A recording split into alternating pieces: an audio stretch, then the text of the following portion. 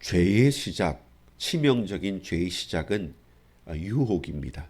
근데 모든 유혹을 우리가 죄의 결과로 받아들이지는 못하는 것이죠. 수많은 유혹이 오늘도 우리에게 계속 다가오고 있습니다. 그 유혹과 그 두려움과 그 환난 가운데서 죄를 이기고 죄에 넘어지지 않고 분명히 하나님의 음성을 더 청종하기 위해서 우리에게 필요한 것은 무엇이겠습니까? 그 은혜가 저와 여러분에게 반드시 있기를 소망합니다. 아버지 하나님, 감사합니다. 우리는 죄인입니다.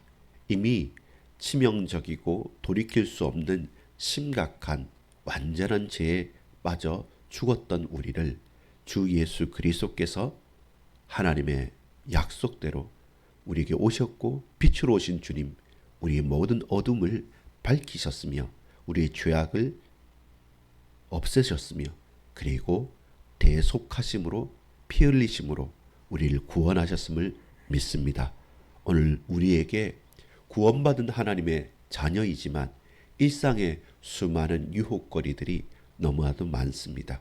그 이런저런 많은 환난과 유혹 가운데 내가 누구인지 우리가 어떤 존재인지 분명히 알고 하나님 따른 죄에서 구원받은 우리가 또 일상에 나타나는 수많은 유혹, 죄 가운데 넉넉하게 승리할 수 있는 예수 그리스도의 복음, 오직 예수 이름을 붙들고 승리할 수 있도록 주님 지켜 주옵소서. 구주 예수 그리스도의 이름으로 간절히 기도 올리옵나이다. 아멘. 여러분, 오늘은 2026년도 1월 5일 월요일입니다. 오늘 제목은 죄는 어떻게 시작되었는가? 죄는 어떻게 시작되었습니까? 라는 질문을 한번 던져봅니다. 우리는 도덕적인 죄 혹은 법적인 죄를 심각하게 생각합니다. 법이 맞냐 틀리느냐를 따지기도 합니다. 최소한의 법칙입니다. 근데 성경이 말하는 죄는 도덕적으로 죄책감을 느끼는 것이나 혹은 법전에 있는 어떤 죄 혹은 범죄 혹은 탈세나 이런 우리 일상에 있는 죄를 지칭하지는 않습니다. 성경에서 말하는 근본적인 죄, 인간의 근본적인 문제는 하나님을 떠난 문제인 것이죠. 그 하나님을 떠난 죄의 시작을 오늘 본문인 창세기 3장 1절에서 13절까지는 분명히 우리들에게 증언하고 있습니다. 무엇입니까? 유혹이 없을 수는 없습니다. 서론적으로 우리 일상에서, 우리의 삶에서, 우리의 평생에서 유혹이 없을 수는 없고 첫사람 아담과 그리고 그 아내였던 하와에게도 유혹이 없을 수는 없었겠죠. 분명히 하나님께서 하나님의 형상으로 지으시고 복 주시며 그에게 모든 것들을 다 위임하셨고 모든 세상의 만물들의 이름을 지을 만큼 지혜로운 자로 아담을 창조하셨고 하나님의 동산에 거닐며 하나님과 동행할 수 있도록 우리가 볼 때는 왜 타락했을까? 왜 죄지었을까라고 원망할 만한 모든 것을 가졌음에도 불구하고 그들에게도 유혹이 있었습니다. 그렇다면 첫 인간에게도 있었던 그 유혹은 지금은 없을까요? 동일합니다. 아니면 더합니다. 지금도 우리의 삶에는 유혹이 있단 말이죠. 근데 오늘 핵심은 뭐냐면 모든 유혹, 모든 죄의 유혹이 다 죄의 결과로 이어지고 죄로 끝나느냐라고 한다면 그렇지 않다라는 것입니다. 또 그렇지 않은 경우와 죄로 연결되는 경우는 무엇이 다르느냐는 것을 알고 그렇다면 저와 여러분은 죄 짓지 않고 죄의 결과로 죄의 나락으로 떨어지지 않고 그 죄의 유혹을 어떻게 승리할 수 있느냐 이 질문을 가지고 저와 여러분이 오늘 말씀을 붙잡고 이 하루를 담대하게 승리하면서 살아가기를 간절히 소망합니다. 예를 한번 들고 시작하겠습니다. 본질적으로 오늘 본문이 말씀하시는 죄는 성경이 증언하는 죄는 하나님을 떠났다는 근본적인 죄죠. 그리고 그 근본적인 죄의 결과로서 우리는 죄성을 가지고 계속 죄짓는 죄인인 것입니다. 이것을 따지기는 사실 쉽지는 않습니다. 근데 여러분 어떤 경우냐면 마르틴 루터라는 종교개혁가가 한 말을 인용하면서 우리가 매일의 일상에서 이 죄악된 세상 가운데 승리할 수 있는 답을 한번 찾아보겠습니다. 루터는 이렇게 고백합니다. 머리 위로 새가 지나갈 수 있다. 그렇죠. 근데 그 머리 위로 지나가는 새가 내 머리 위에 둥지를 트는 것은 다른 말이라고 말합니다. 무슨 말입니까? 죄의 유혹, 그리고 내 육신의 연약함, 수많은 사건들이 우리 머리 위로 늘 지나가고 흩어지고 있습니다. 근데 그 지나가던 죄가 내 머리에 둥지를 틀고 혹은 그 머리 위에 뱀이 꽈리를 틀고 나를 지배하고 내게 열매를 맺는 것은 다른 문제인 것이죠. 결국 핵심이 무엇입니까? 사단이 혹은 다른 사람들이 혹은 환경적으로 유혹이나 두려움이나 혹은 저와 여러분이 흔들릴 만한 많은 것들을 가져다 줄 수 있지만 그 뱀이 첫사람 아담과 하와를 유혹했다고 해서 그 죄의 책임을 뱀에게만 돌릴 수 있는 것은 아닙니다. 결국 죄를 범한 사람은 사람입니다. 아담이고 하와입니다. 마찬가지로 오늘도 우리가 죄인이지만 구원받은 하나님의 자녀로 거듭났지 않습니까? 거듭난 나는 이제는 죄 안 지었으면 좋겠는데 왜 우리는 또 불신앙하고 심지어 우상 숭배하고 심지어 하나님 말씀을 알매도 하나님 말씀을 적극적으로 대적하면서 살아가고 있느냐라고 할 때 그 유혹과 그 환난 가운데 내 머리 위로 지나가는 수많은 생각과 수많은 악독과 죄성들이 내 머리 위에 꽈리를 틀거나 혹은 새 집을 짓지 않도록 저와 여러분 경계하고 내 머리에 내 입술에 내 가슴에 내 심장에 예수 그리스도를 모시는 것이죠. 성령의 세밀한 인도하심을 간구하시는 것이죠. 그 속에서 하나님 말씀을 가지고 넉넉하게 승리하는 것이죠. 결국 무엇을 볼 수 있습니까? 예수님께서 공생애를 시작하시기 전 광야로 사단에게 마귀에게 이끌려서 가서 그 가운데 먹는 것, 마시는 것, 명예심과 종교의 대상을 가지고 마태복음 4장 1절부터 유혹이 시작됩니다. 배고플 때 그리고 말씀을 가지고도 혹은 이런저런 성위에서 모든 천하 만물을 보면서 경배의 대상을 바꾸라고 했던 그 마귀의 유혹 가운데 예수님은 하나님의 말씀으로 승리하셨습니다. 오늘 저와 여러분도 그 광야와 같고 그 흔들리는 세상 가운데 죄의 유혹 가운데 인생의 근본 문제에서 이미 승리했기 때문에 승리하신 예수 그리스도의 이름으로 그 주님의 말씀으로 그 동행하시고 성령으로 충만케 하시며 내주하시는 주의 성령께 의탁하여서 우리는 승리할 수 있는 것입니다. 첫 번째입니다. 죄의 유혹과 죄인입니다. 죄를 유혹한 존재는 처음부터 간교한 자. 1절에 보면 그런데 뱀은 여호와 하나님이 지으신 들짐승 중에 가장 간교하니라. 이게 두 가지 의미죠. 부정적인 의미로서는 그 얍삽하다, 간교하다 막 이렇게 말하지만 똑같은 단어가 다른 의미는 지혜롭다는 말과 같습니다. 그래서 비둘기같이 순결하고 뱀같이 지혜롭다라고 말한 것처럼 그 유혹을 잘하는 사람들은 혹은 유혹을 하는 자들은 주로 여러분 사기꾼이나 또 세상에 큰 다단계 사기나 이러한 사람들은 바보가 아닙니다. 정말로 뛰어난 사람이고 똑똑한 사람입니다. 근데 그 달란트와 그 힘이 하나님께 제어받지 못하면 결국 사단에게 쓰임을 받거나 사단의 도구로 전역하게 되면 위험한 것이죠. 태권도 구단의 선수가 타락을 하면 어떻습니까? 그 능력을 상실해 버립니까? 아니요. 똑같은 힘을 가지고 타락을 하면 더 큰 위협하는 무기가 되는 것처럼 뱀이 지혜롭고 또한 간교한 두 가지 것을 같이 가지고 있는 겁니다. 문제는 이런 유혹 가운데 사실 하나님의 사람들이 넘어졌다는 것이죠. 어떻습니까? 아주 간교하게 물어봅니다. 오늘 본문을 보면 질문을 합니다. 질문을 여러분 힘이 셉니다. 이거 해라. 처음부터 이것도 안 먹어. 이렇게 했으면 경계했겠죠. 근데 넌지시 물어보는 겁니다. 넛지라고 하죠. 살짝 물어보는 겁니다. 야, 하나님께서 다 먹지 말라 그랬어? 아니.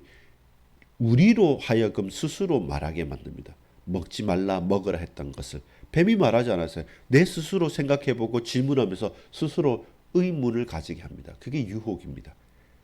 대놓고 하는 것이 아니라 우리 스스로 내 속에 불신앙과 재성이 드러나도록 만들어가는 겁니다. 그런 유혹입니다. 다 먹지 말라 그래서 아니 다 먹어라. 근데 저건 왜 먹지 말라 했을까?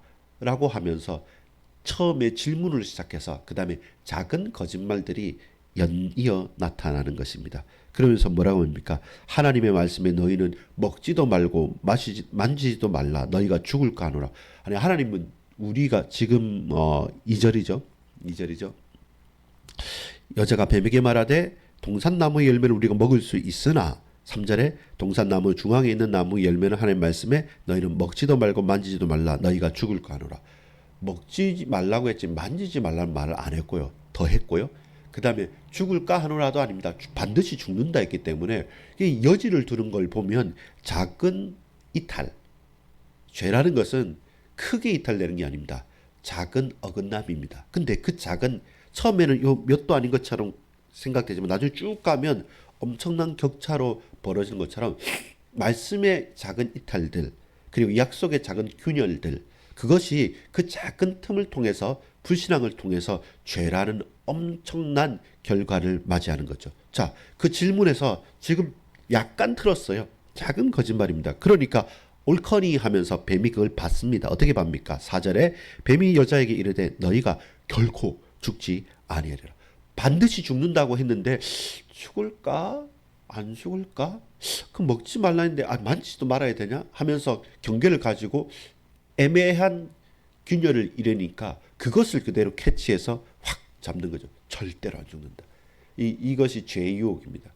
우리가 질병과 고통과 어려움이 있지 않습니까? 그러면 사실 가만히 보면 아픔도 있고 어려움도 있지만 그게 그렇게 큰 영향이 아닐 수 있는데 너무 내 아픔을 극대화하는 거죠. 이제 세상 다 살은 것처럼 다 끝난 것처럼 나는 이제 희망도 없고 소망도 없고 아무것도 못한다라고 그 죄악과 그 고통을 과장시키거나 반대로 이것처럼 그거 아니야 괜찮아 괜찮아 괜찮아 확실히 괜찮아 하면서 결단코 죽지 않겠다고 또한 더 큰 거짓말로 연결됩니다. 그러니까 5절에 보세요. 너희가 그것을 먹는 날에는 눈이 밝아져 하나님과 같이 되어 선악을 알 줄을 하나님이 아심이리라. 무엇입니까? 이제 완전한 새빨간 거짓말로 거짓말을 바뀌죠. 무엇을 통해서 죽을까 말까?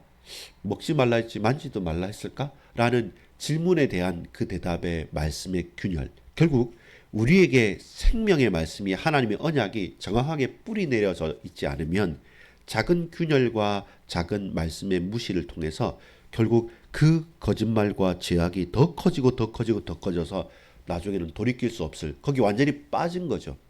그 질문에 빠진 것이고 그 질문의 논리적인 결과로서 뱀은 괜찮다.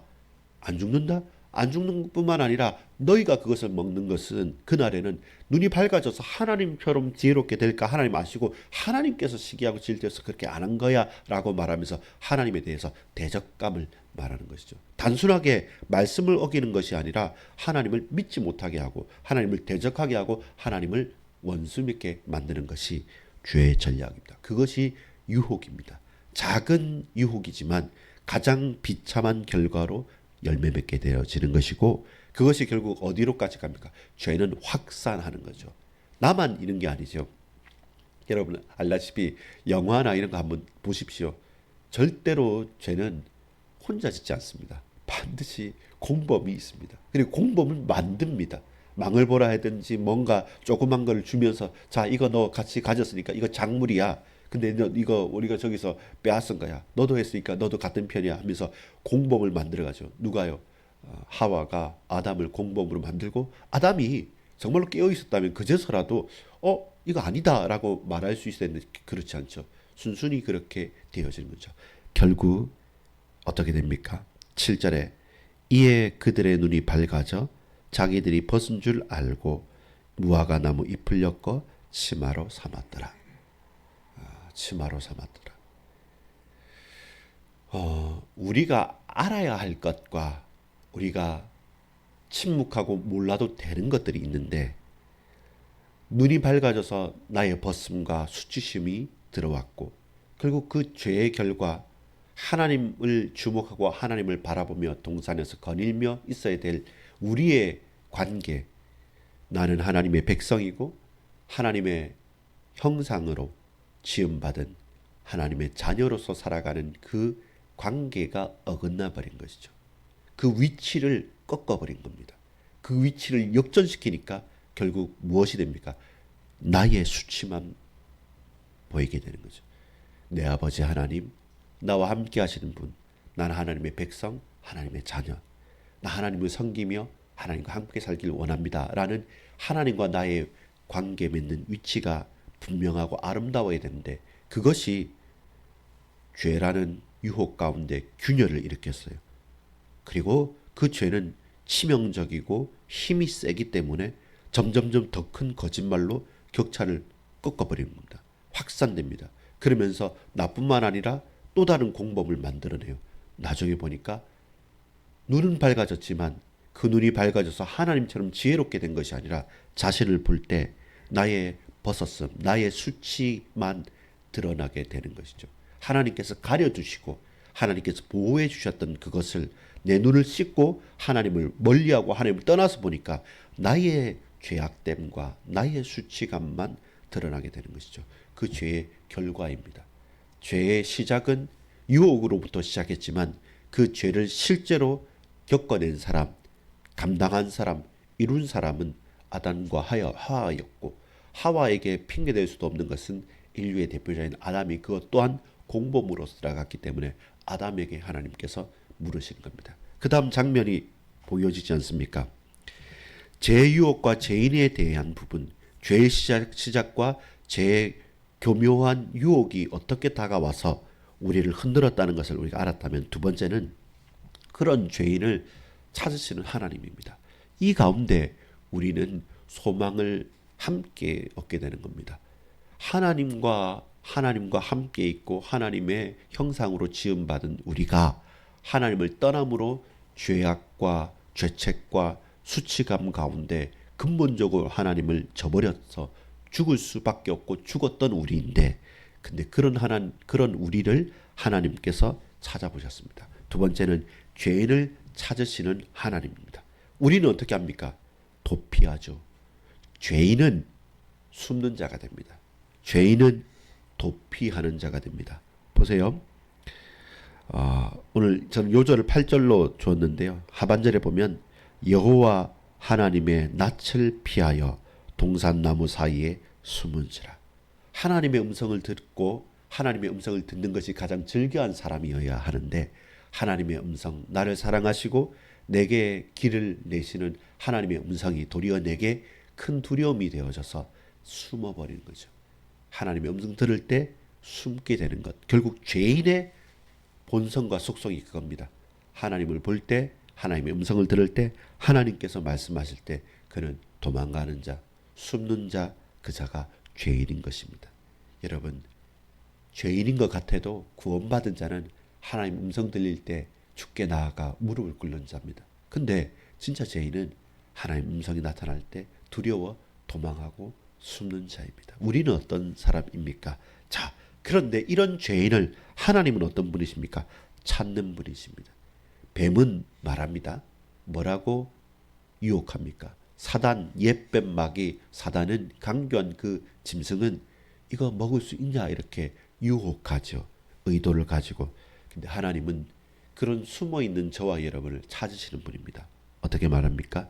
네가 어디 있느냐. 9절에 여호와 하나님이 아담을 부르시며 그에게 이르시되 네가 어디 있느냐. 제가 벗었습니다. 벗었으므로 숨었습니다. 내가 먹지 말란 그 나무 열매를 먹었느냐. 죄인의 속성이 또 드러나죠. 뭐라고 합니까? 여전히 책임을 전가합니다. 하나님은 모르고 부르신 게 아니에요. 알고 부르셨습니다. 그리고 영적인 상태를 자각하고 깨닫게 만든 겁니다.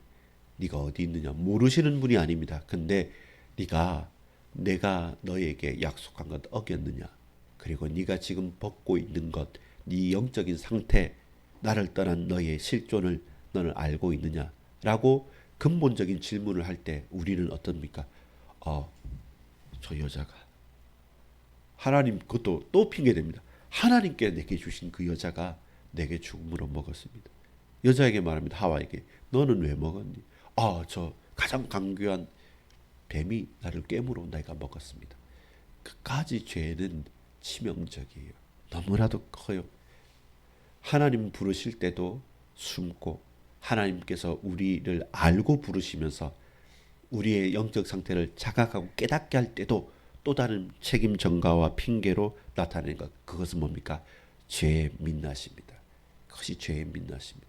여러분, 아무리 좋은 것으로 포장하고 유혹한다고 할지라도 뱀이 처음 여자를 깰 때는 지혜, 하나님처럼 된다는 그 유혹의 포장지였습니다. 근데 그걸 포장지를 벗기니까 이것은 망하는 길이고 죽는 길이고 하나님을 대적하는 길이었습니다. 하나님께서는 그것을 우리에게 일깨우시는 것이죠. 여러분, 인생의 근본 문제, 하나님을 떠난 창세기 3장의 문제가 분명히 맞습니다. 근데 그 시작과 그 과정과 그 결과를 보니까 어떻습니까? 사단이 문제가 아니라 그 죄에 넘어간, 죄를 지은 인간의 문제, 나의 문제라는 것을 여러분 아셔야 됩니다. 그걸 하나님께서 창세기 3장 이 이후의 구절에 보면 그 죄의 유혹에 하게 만든 사단을 꾸짖으시고 분명하게 벌하십니다. 근데 사람에게, 아담과 하에게 말씀하시는 것은 결론입니다. 하나님 다시 질문하시는 겁니다. 너의 본래 자리가 어디야? 라는 겁니다. 네가 어디 있느냐? 원래 어디 있어야 되는데 지금 왜 거기 있느냐는 겁니다. 여러분, 우리가 하나님의 백성이고 하나님의 형상이고 하나님의 자녀입니다. 하나님 물으십니다. 여러분, 오늘 어디 계십니까? 지금 뭐 하십니까? 지금 내가 있어야 될 자리가 어디입니까? 너의 본래 자리를 찾아가라는 겁니다. 이것을 자문자답하고 이 음성을 듣고 주님 앞에 나아가는 자, 그 자에게 하나님 은혜로 죄를 이기게 만듭니다. 너 거기 있을 사람 아니야. 나에게 속히 돌아와. 내 음성에 귀 기울여.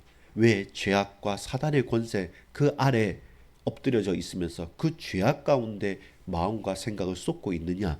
돌이키라라는 것입니다.